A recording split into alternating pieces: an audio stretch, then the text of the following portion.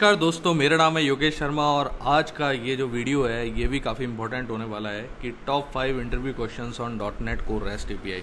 तो आप लोगों ने अगर मेरे लास्ट 3 पार्ट्स नहीं देखे हैं, पार्ट 1, पार्ट 2 और पार्ट 3, तो पहले आप उनको देख लीजिए और उसके बाद आप इस वीडियो पे आएँ।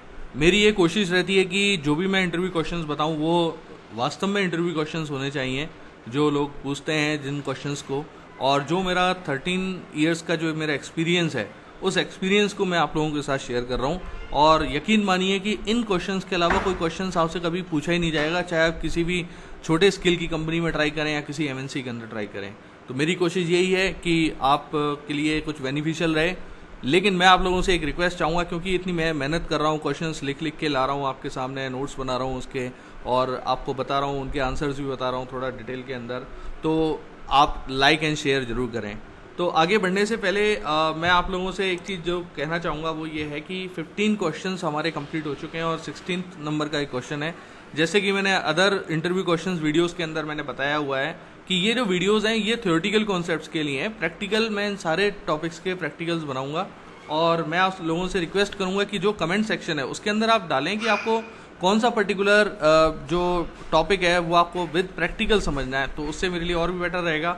मुझे मालूम चलेगा मेरे व्यूअर्स मुझे देख रहे हैं, सुन रहे हैं मुझे, तो ये मुझे काफ़ी अच्छा लगेगा। तो चलिए हम आगे बढ़ते हैं और देखते हैं कि क्वेश्चन नंबर 16 क्या है। तो क्वेश्चन नंबर 16 है, what is the difference between put and patch method in the web API.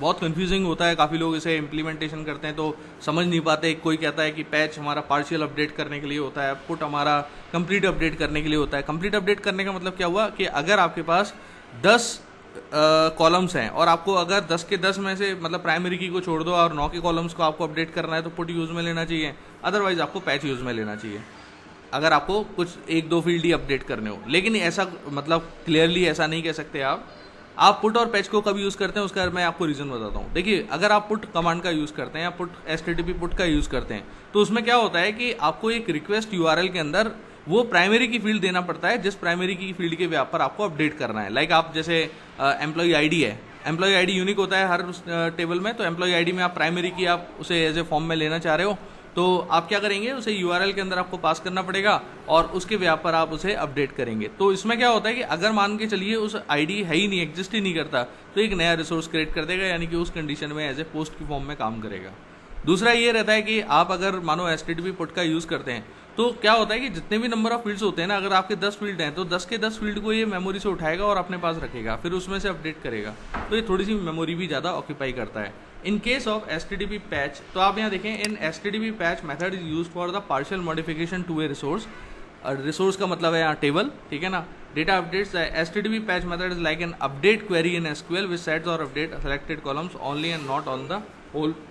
इसके बाद हम नेक्स्ट क्वेश्चन के ऊपर आते हैं कि what is the difference between API controller and controller. तो इसका जो आंसर होगा वो मैं आपको बताना चाहूँगा कि जो आप कंट्रोलर यूज में लेते हैं वो नॉर्मल व्यूज को प्रिंट करने के लिए यूज में लेते हैं। तो जो कंट्रोलर होता है that is capable to return the view, but in case of if you are using the API controller और controller base, in that case that will return the only data, okay, and in the serialized form. तो जैसे Jason वगैरह में data आपको चाहिए तो आप उसके लिए एपीआई कंट्रोलर का यूज करते हैं। 18th नंबर ऑफ क्वेश्चन आता है, different types of web API routing. तो web API routing basically 2 type की होती है, कन्वेंशन बेस्ड राउटिंग और एट्रीब्यूट बेस्ड राउटिंग।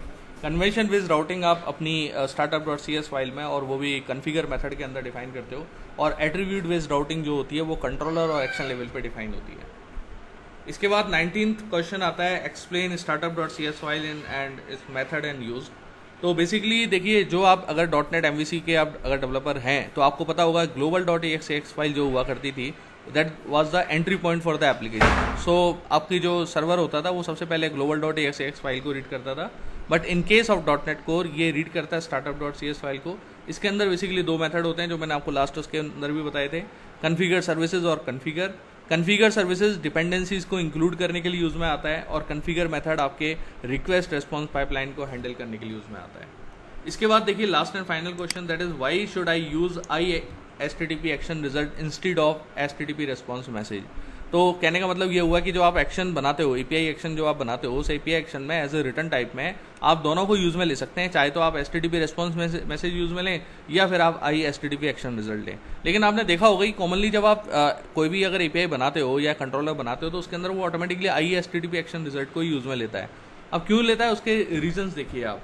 देखिए सबसे पहले तो it simplifies the unit testing on controller जो आप टेस्टिंग वगैरह लिखते हैं तो टेस्ट केसेस वगैरह लिखना आपके लिए आसान होता है, क्योंकि ये जो डेटा रिटर्न करता है उसमें स्टेटस कोड और डेटा जो दोनों चीज़ें आपकी रिटर्न होती हैं। ओके, तो it moves the common logic for creating HTTP responses into separate classes, यानी कि अगर आपको जैसे जो भी रिस्पॉन्स आ रहा है उसे आपको मैप कराना हो किसी क्लास के अंदर तो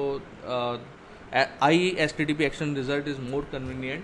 After that you can see like it makes the controller action method clear by hiding the low level details of constructing the responses, and HTTP action result contain a single method execute async which asynchronously create a HTTP response message instance. Okay तो अगर आपका HTTP response message तो return हो ही रहा है तो वो आप आई एक्शन रिजल्ट में ले लीजिए। तो आई एक्शन रिजल्ट जो होता है बेसिकली वो आपका पेरेंट है HTTP रेस्पॉन्स का, तो टाइप कास्टिंग में और उसमें कोई दिक्कत आती नहीं है। तो आई होप कि ये वीडियो आपको पसंद आया होगा। प्लीज़ लाइक और शेयर करना ना भूलें। Thank you very much.